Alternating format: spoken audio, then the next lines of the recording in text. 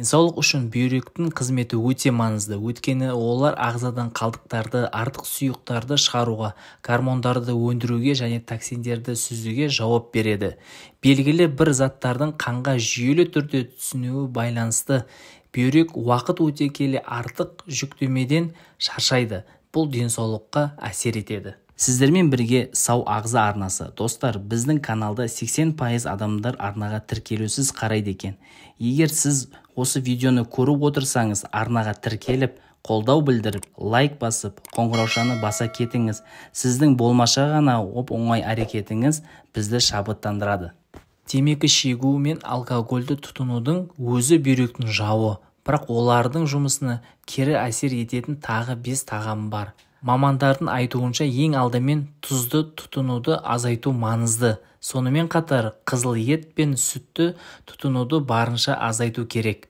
5-ші тағам бүйректегі стресс тудыру мүмкін құрамында фосфорлы бар тағамдар. Сонымен қатар апельсин мен банан құрамында калийдің көп мөлшеріне байланысты бүйрекке зиян тигізуі мүмкін. Сондықтан дәрігерлер бұл жемістерді көп жеуге кеңес бермейді. Күн сайын жұмыс, сабақ деп жүріп денсаулығымызға көп көңіл бөле бермейміз. Әсіресе ең маңызды ағзамыз бүйрекке. Себебі тамақтануымызды, ұйықтауымызды, кейбір әдеттерімізді бүйрегімізге тікелей әсер етеді. Ал мына әдеттер бүйрегімізді өлтіріп тастайды. Біріншісі, ауруды басатын дәрілер, антибиотиктер. Екіншісі, құрамында ақуызы көп тағамдар. Үшіншісі, шылым, ішімдікті айтпаса да түсінікті. Төртіншісі, аз ұйықтау. Бесіншісі, кофе, ащы шай. Алтыншысы, газдалған сусындар.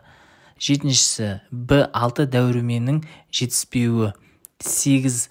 Суды аз ішу. 9. Натрийді, яғни тұзды тым көп қолдану. 10. Майлы ащы тағамдарды көп жеу. Бүйрек ауруларының біз мән бермейтін белгілері. Сау бүйрек тәулігіне қанды 300 рет тазалауы тиіс. Әлемдік статистика бүйректің созылмалы ауруы өлімге алып келетін 6-шы себеп екені көрсетілген. Жалпы бүйрек дертіне шалдыққандардың саны 850 миллион болса, жыл сайын олардың 2-4 миллионы өмірден қош айтысады. Қазақстанда да бұл дерттің шырмауына түсіп, шырылдап жүрген жандар жетерлік. Сонымен бүйрек зәр өндіріп, оны несеп жолдары арқылы сыртқа шығарумен айналысады. Ағзадағы зат алмасу кезінде пайда болған сұйықтық мен токсиндерді сүзгіден өткізіп, зәрмен бірге айдап жібереді. Сол сияқты қанның қышқылын артырмаудың алдын алатын қышқыл сілтілік тепе-теңдікті реттеп отырады. Бүйрек артериялық қысымды қалыпты ұстап, гормондарды өндіруге атсалысады. Эритропоэтин секілді бүйрек гормоны жілік майындағы қан жасушалардың бақылап отырады. Онымен қоса бүйрек Д дәруменін өндіріп, қандағы кальцийдің көрсеткішіне ықпал етуге қауқарлы. Бұл дәрумен сүйектің мықтылығын сақтауға көмектесетін минералдыру әрекетіне өте қажет. Бүйрек күніне 24 сағат артық сұйықтық пен зат алмасудың қалған токсиндерді шығарып отырады.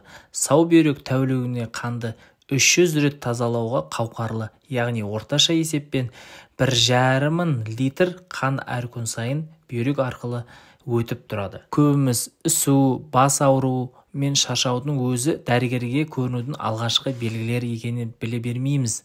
Ағзамыздың сүзгісі болған бүйрекке инфекция, созылмалы дерттер, нашар экологиялық ахуал, дәрілер, тағамдық токсиндер, темекі тарту, алкоголь, салауатты өмір салтын сақтамаудың барлығы да өз әсерін тигізеді. Бүйрек аурулары көбінесе білінбей жүріп пайда болады. Алайда адамдар сол белгілердің несеп жыныс жүйесіне тікелей қатысы барына назар аудара бермейді екен. Өкінішті ақ. Есте сақтаңыз, бүйрегі ауыратын адамдардың 96% уақыт өтіп алса, жүрек қан тамыр ауруларына шалдығатын болады. Зәрдегі көбік.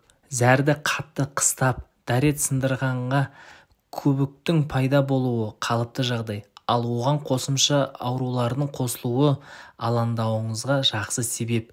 Дәрігерлер көбіктің зәрдегі ақуыз бен токсиндердің болмағынан хабар беретінін айтады. Бұл бүйректің дұрыс жұмыс жасамауынан, әртүрлі қосылатын мен қан құрамының сүзгіден өткізудегі бұзылыстардан пайда болады. Ал қызыл және қоңыр зәр. Зәрдің түсі ақ сарыдан бастап қою кәріптас түске мүмкін янтарный дейін түрлеріне беру мүмкін. Оның түсін өзгертуге кейбір жеген тағамдарымыз әсер етіп жатады.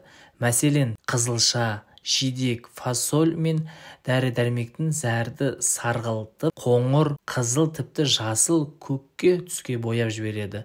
Ал мұндағы басты мәселе жоғарыда тағамдарымыз зәрдің қызыл түсіне енуі. Мұндай жағдайда жылдамырақ дәрігерге барыңыз. Зәрдің тұнық болмауы.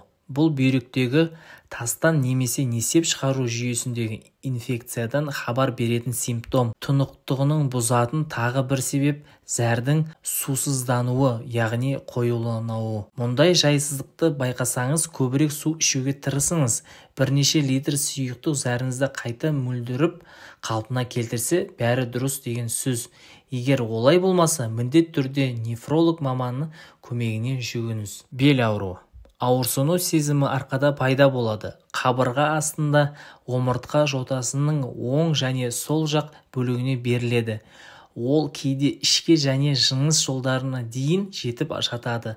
Бұл ауруды омыртқамен байланыстырып шатасатындар көптен кездеседі. Олай қателесуге болмайды. Ауруды одан әрмен асқындырып алмас үшін кәсіби көмекке жүгіну керек. Сол себепті бүйрегіңізге, денеңізге, ағзаларыңызға өте мұқият болыңыз. Егер сіздің бір жеріңіз ауырса, міндет түрде дәрігерге хабарласыңыз. Мен тыңдаған үшін рахмет. Сіздермен бірге сау ағза арнасы. Егер сіз осы видеоны көріп отырсаңыз, арнаға тіркеліп, қолдау білдіріп, лайк басып, қоңыраушауды баса кетіңіз. Сіздің болмаша ғана оңай әрекетіңіз бізді шабыттандырады.